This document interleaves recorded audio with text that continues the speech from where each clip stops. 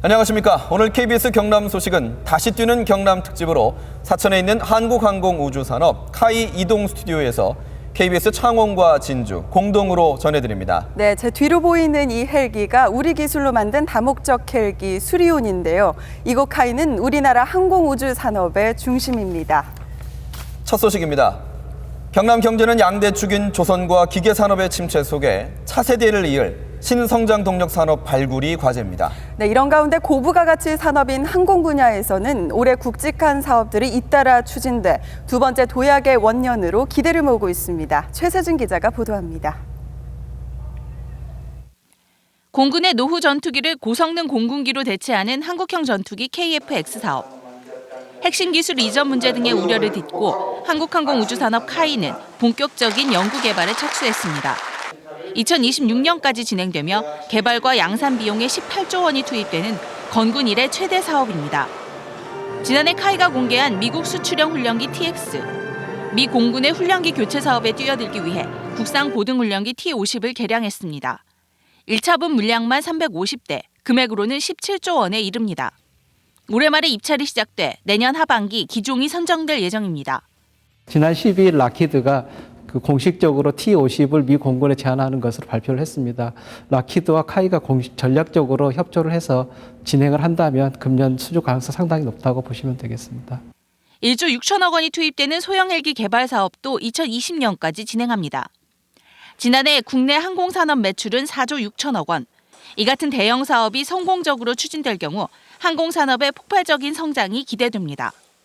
또 우리나라 전체 항공산업 어떤 규모 측면에서 보면은 한 서너 배 이상 우리가 항공산업이 클 수 있는 하나의 어떤 계기가 될 수 있지 않냐.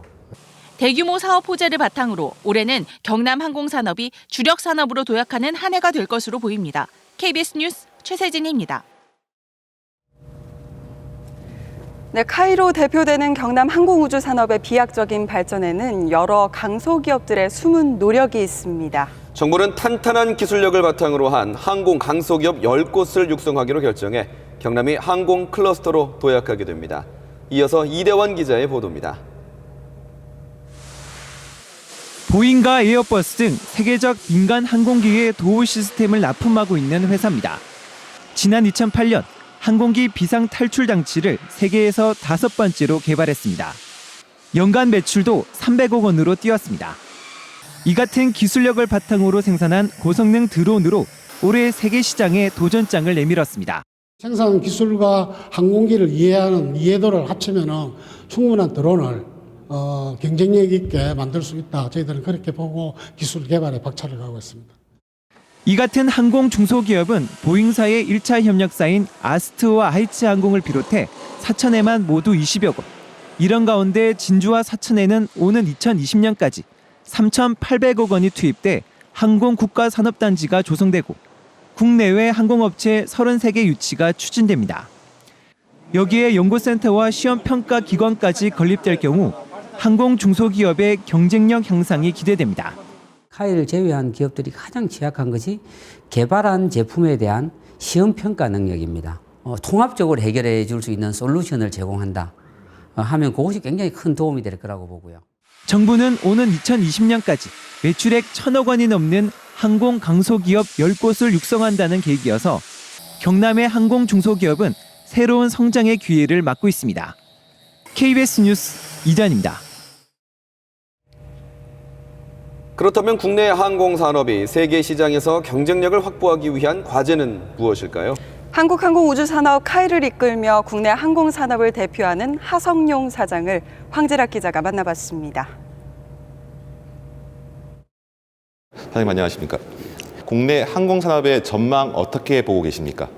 KF-X가 약 180조, 그다음 고용 창출은 113만 명, LCH, LH는 물량 면에서 약 23조, 고용 창출은 13만 명 정도 고용 창출이 예상되며 대규모의 개발 사업이 지금 진행되고 있기 때문에 앞으로 항공산업의 미래는 굉장히 밝은 전망으로 저희들이 비춰지고 있습니다. 국내 항공산업이 세계 시장에서 어느 정도 위치를 차지하고 있고 또 강점은 무엇이라고 보십니까? 현재 세계 시장에서 우리 대한민국 항공산업이 차지하는 위치는 굉장히 미미합니다. 국가 순위로 보면 약 15위, 저희 카이가 차지하는 순위 약 43위 정도입니다. 그리고 저희들이 지금 독자 모델을 지금 약 20개 모델을 개발에 착수한 경험이 있고 기술을 축적했기 때문에 앞으로 저희 항공산업을 이끌어가는데 전혀 문제가 없으며 세계 선진시장, 선진국과의 경쟁에서도 당당히 겨뤄볼 만하다고 생각합니다. 국내 항공산업이 또 한 단계 도약하기 위해서 정부나 자치단체에서 해야 될 역할은 무엇이라고 보십니까? 정부에서 장기적인 마스터 플랜을 가지고 지원을 해주시면 우리 항공산업 발전에 큰 밑거름이 될 것으로 예상합니다. 그리고 우리 지금 현재 대한민국 전체가 지금 필요로 하는 MRO 사업을 저희 경남이 주관이 돼서 카이가 중심에 서서 추진하고 있습니다. 이 부분에 대해서도 경상남도 같은 지방자치단체에서 적극적으로 인프라 구축이라든지 이런 부분을 해주신다면은 아마 항공산업 100년 대계를 꾸려나가는데 큰 힘이 되리라 생각합니다. 알겠습니다. 오늘 말씀 감사합니다. 감사합니다.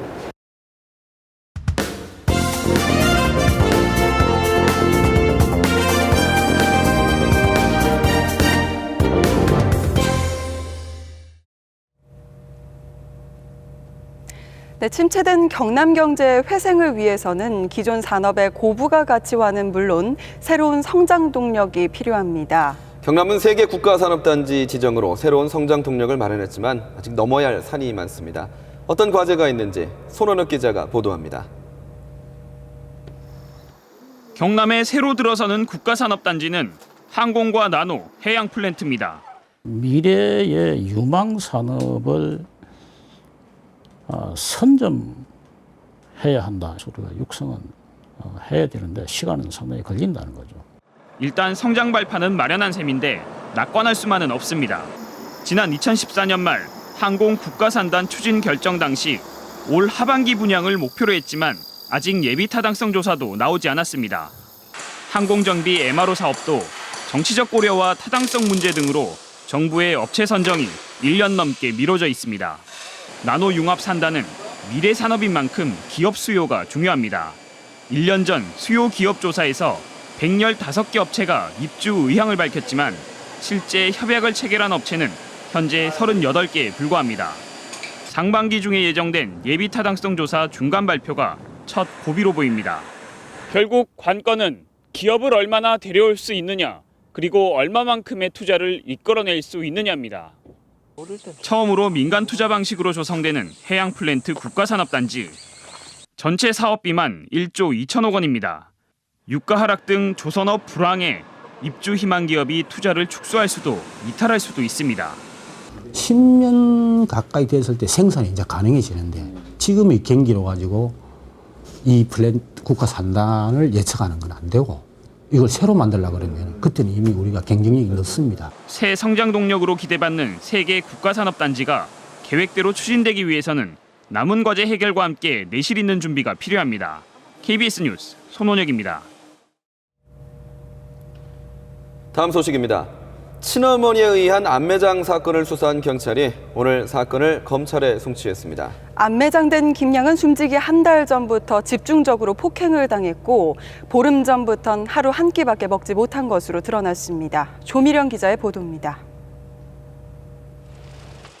어머니 박모 씨와 집주인 이모 씨 등 이번 사건 관련자들이 오늘 검찰에 송치됐습니다. 집주인 이 씨는 김양을 직접 폭행하고 또 어머니 박 씨에게도 폭행하라고 지시한 것으로 드러났습니다. 때리려면 제대로 때리라. 동네 시끄럽게 하지 말고 입을 막아서라도 교육시켜라. 이 때문에 숨진 김양은 숨지기 한 달 전부터 어머니에게 집중적으로 폭행을 당했습니다. 1 피의자는 당시에 이혼한 상태로 정신적으로 아주 미약한 상태였습니다. 이 피의자처럼 고급 아파트에 살 수 있고 돈을 많이 벌일 수 있다고 해서 투자를 하였습니다. 박 씨와 이 씨 그리고 구속된 대학 동창 백모 씨 외에 이번 사건과 관련해 이 씨의 언니는 사체 유기 혐의로 그리고 백 씨의 어머니는 아동학대 혐의로 각각 불구속 입건됐습니다. 세 가족이 살았던 용인 아파트에선 아동학대가 만연했던 것으로 드러났습니다. 숨진 김양은 사망하기 보름 전부터 하루에 한 끼밖에 먹지 못했고 김양 외 다른 아이들도 베란다에 감금되는 등 학대를 당한 것으로 나타났습니다. 사건을 넘겨받은 검찰은 국과수의 DNA 감정 결과가 나오는 대로 시신에 대한 정확한 신원 확인과 사망 원인을 수사해 박 씨와 이 씨에 대한 살인죄 적용을 검토할 계획입니다. KBS 뉴스 조미령입니다. 네, 다음 소식입니다. 절기상 우수인 오늘 눈이 녹아 비가 된다는 날답게 내내 따뜻했습니다. 거제에서는 고로쇠 수액 채취가 시작되며 본격적인 봄을 알리고 있습니다. 정유진 기자가 취재했습니다. 봄 햇볕이 내리쬐는 산비탈. 눈과 얼음이 녹아내린다는 우수답게 계곡물이 흘러내리며 겨우내 얼었던 산속을 깨웁니다. 볕 좋은 산비탈에서는 고로쇠 수액 채취가 한창입니다. 고로쇠 나무에 낸 구멍에서 수액이 방울방울 흘러나옵니다. 보통 입춘 즈음에 수액 채취가 시작되는데 6리터짜리 비닐을 가득 채우려면 짧으면 하루, 길면 일주일이 걸립니다. 얼었다 녹았다 하는 이 수축 팽창 현상에 의해서 수액이 뽑아져 올라옵니다. 천연 필터를 해서 걸러서 이렇게 나오는 물이기 때문에 아무런 유해 물질이 없고. 바닷바람을 맞으며 자란 거제의 고로쇠 수액은 은근한 단맛이 특징으로 칼슘과 칼륨 등의 미네랄이 보통 물의 40배나 됩니다. 고로쇠 수액은 골리수라고도 불리는데요. 뼈와 관절에 특히 이롭다고 해서 붙여진 이름입니다. 겨울철 굳은 날씨에 마음고생은 했지만 마을 주민들은 고로쇠 수액 풍년을 기대합니다. 올해 많이 추웠잖아요.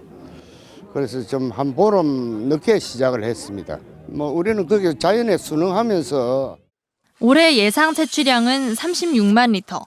거제 고로쇠는 봄 소식을 알리며 다음 달까지 채취가 이어집니다. KBS 뉴스 정유진입니다.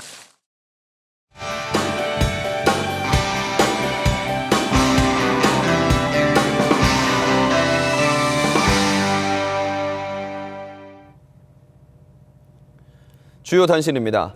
개성공단 폐쇄로 경남 적 학교 44곳의 교복 공급이 차질을 빚고 있습니다. 경남교육청은 개성공단 입주 교복업체인 에리트 베이직과 계약을 맺은 경남적 중학교 26곳과 고등학교 18곳의 교복 공급이 지연되고 있다고 밝혔습니다. 경남교육청은 계약을 해지하고 재공고할 경우 3개월 이상의 기간이 걸린다고 밝혔습니다. 지난해 말 공사가 다시 시작된 마산 로봇랜드 조성 사업에 속도가 붙을 것으로 보입니다. 경상남도는 최근 마산 로봇랜드 민간 사업자가 대출과 기존 출자금 등 1단계 사업비 1,000억 원을 확보했다고 밝혔습니다. 경상남도는 오는 9월쯤 1단계 공공부문 시설과 로봇 테마파크, 유스 호스텔 등을 착공해 오는 2018년까지 준공할 계획입니다. 경상남도가 지리산 케이블카 사업 계획안을 5월쯤 환경부에 제출하기로 했습니다. 경상남도는 오는 5월까지 지리산 케이블카 타당성 검토 용역이 마무리되는 대로 정부에 케이블카 사업 계획안을 제출하겠다고 밝혔습니다. 경상남도가 이번에 재추진하는 지리산 케이블카 노선은 산청군 중산리에서 삼신봉과 함양군 백무동을 잇는 10.6km 구간입니다. 경남도 교육감 주민수함 불법 서명 사건을 수사 중인 경찰이 다음 주 박지근 경남FC 대표 등 피의자들을 신병 처리할 방침입니다. 창원 사부경찰서는 다음 주 중으로 박지근 경남FC 대표와 정모 총괄팀장 등 모두 10명에 대한 신병 처리 여부를 결정하고 특히 박 대표 등 2명에 대해서는 구속영장 청구 등을 결정할 예정입니다. 박지근 대표와 정 팀장은 주민수함 서명부 불법 서명 가담 혐의에 대해 모두 부인했습니다. 전국 시도지사가 지방분권 과제를 20대 총선 각 정당 공약으로 반영해달라고 요청했습니다. 전국 시도지사 협의회 소속 시도지사 17명은 오늘 새누리당과 더불어민주당, 국민의당, 정의당 등 4개 정당 당사를 차례로 방문해 이같이 건의했습니다. 주요 지방분권 과제는 지방교부세 교부율 상향과 지방분권특별위원회 설치, 지역 특성에 맞는 행정기구 정원조례 결정, 자치경찰제 도입 등입니다. 대우조선해양이 오늘 천연가스 직분사 추진 엔진이 탑재된 액화 천연가스 운반선을 세계 최초로 선주사에 인도했습니다. 이 운반선에는 특히 대우조선이 자체 개발한 연료 공급 시스템과 재액화 장치 등 천연가스 기술이 대거 적용돼 기존 LNG선보다 연료 효율이 30%가량 높습니다. 이 선박은 미국 최초 LNG 수출 사업인 사비네 패스 프로젝트에 투입될 예정입니다. 경상남도는 오는 22일 정월 대보름을 앞두고 산불감시원 2,900명을 투입하기로 했습니다. 또 전 시군 공무원에게 비상근무 체계를 유지하며 임차 헬기 7대를 동원해 산불감시 활동도 벌일 예정입니다. 최근 경남에서는 강한 바람이 국지적으로 불고 있어 산불 발생 위험이 높고 산불 발생 시 대형 화재로 이어질 우려가 높습니다. 감사원은 최근 4년간 한국농어촌공사 본사와 7개 지역본부의 일용직 직원 인건비 집행 실태를 감사한 결과 모두 27건 징계를 요구했습니다.